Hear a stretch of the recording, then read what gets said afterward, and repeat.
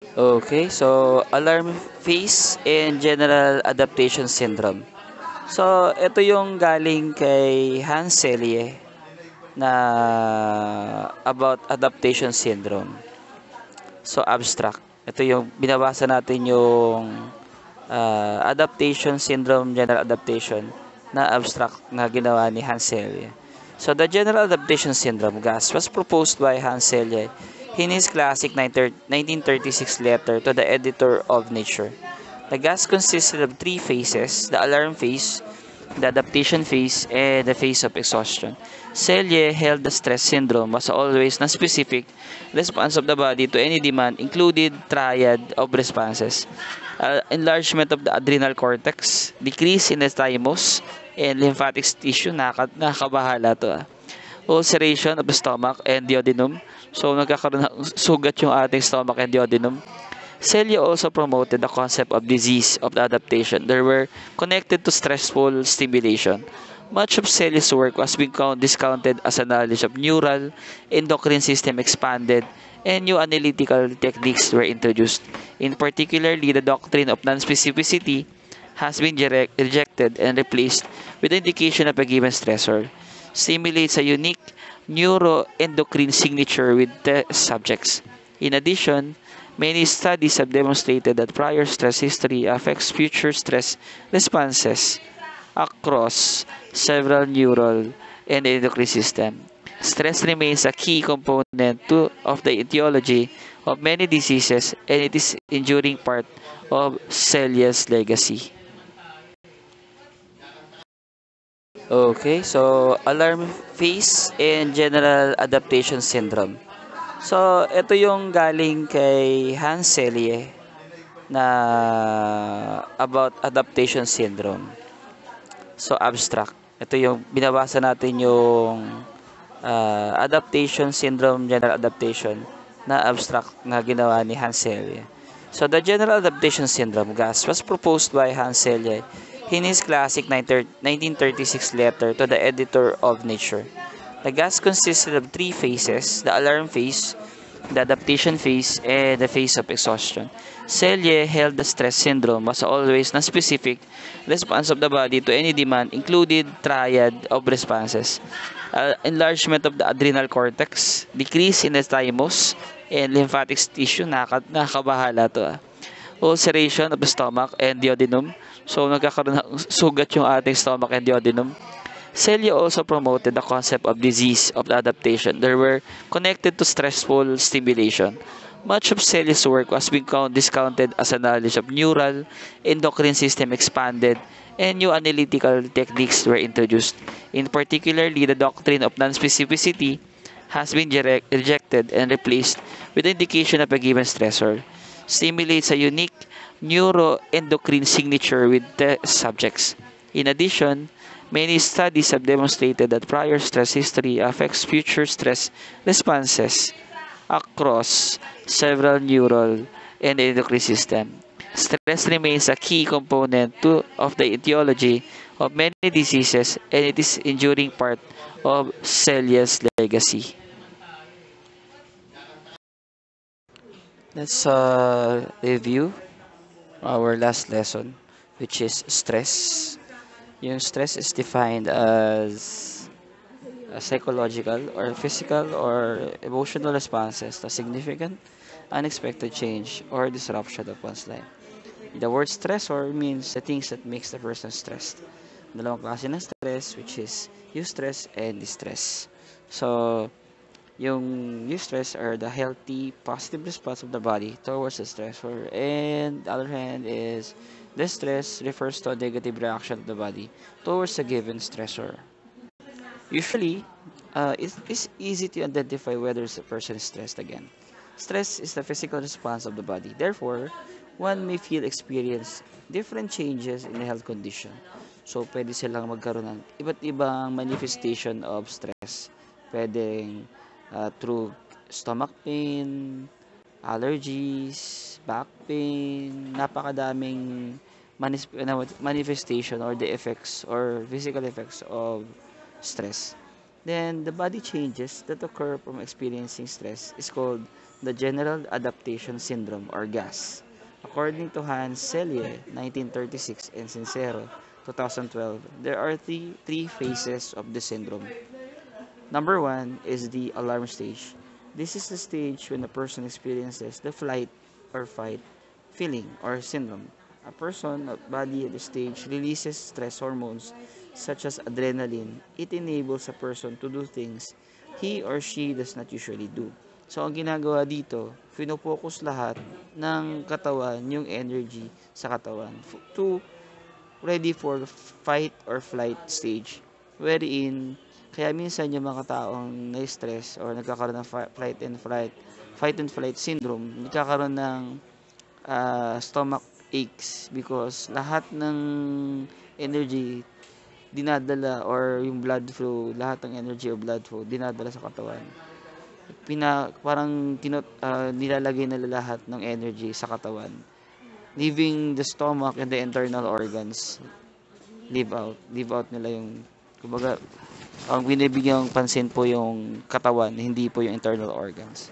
Then the resistance stage, this is where the body already responded to the stressor. Person in this stage continuously experiences the stress, but the strong feeling is less than a previous stage.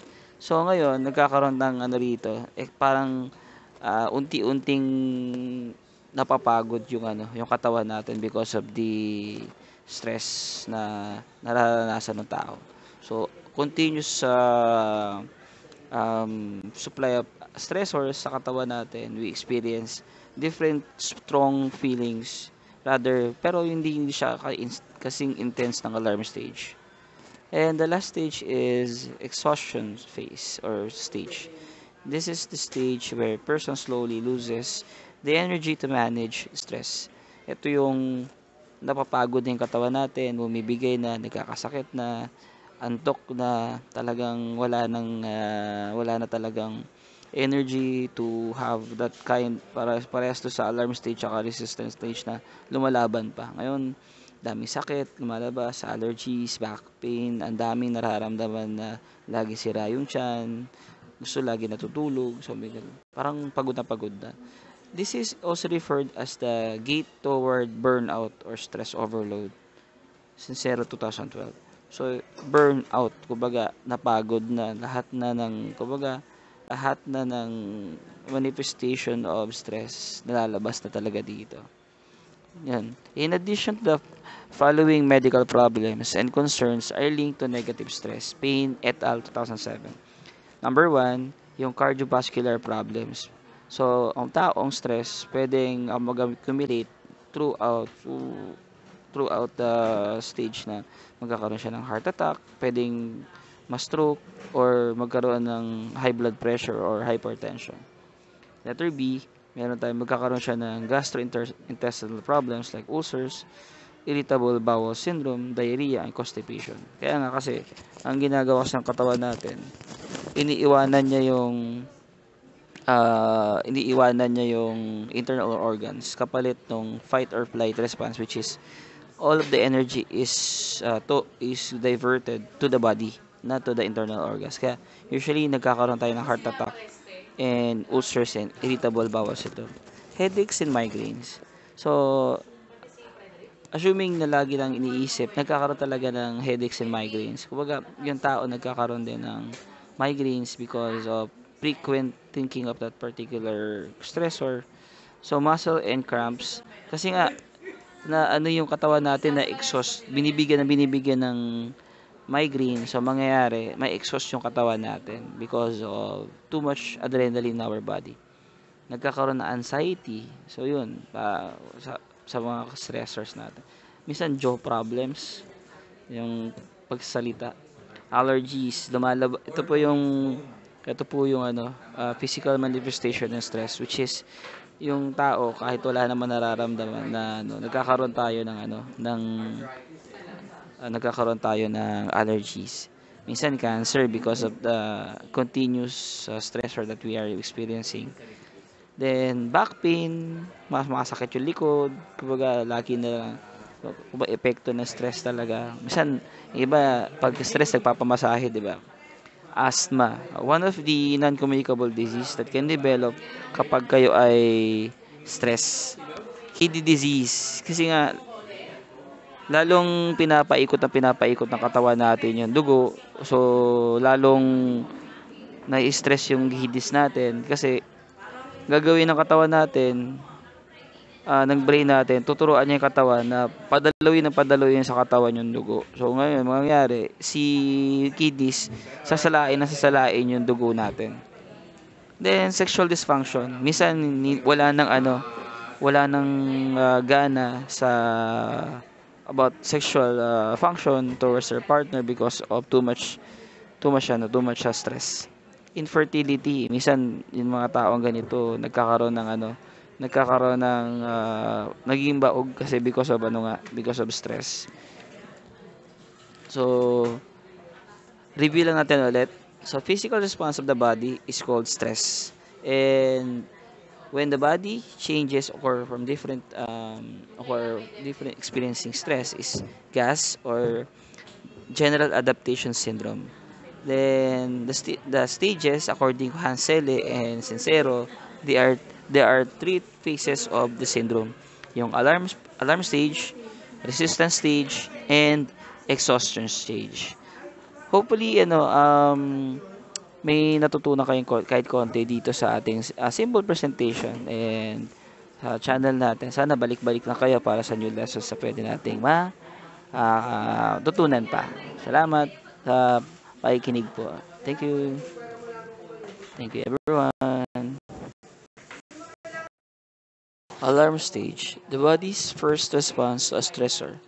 Adrenal cortex releases hormones called glucocorticoids. It activates the sympathetic nervous system. The hormones bring out flight or fight response. This response is characterized by increase in heart rate, high blood pressure, increase in blood glucose levels, dilation of pupil. Resistance stage. During this stage, adrenal cortex continues to release glucocorticoids to help the body resist stressors. The length of the resistance stage depends on both strength or intensity of the stressor and on the body's power to adapt. The affected person tries to adapt to the stressor. So, one might experience the symptoms as fatigue, irritability, loss of concentration, and lethargy.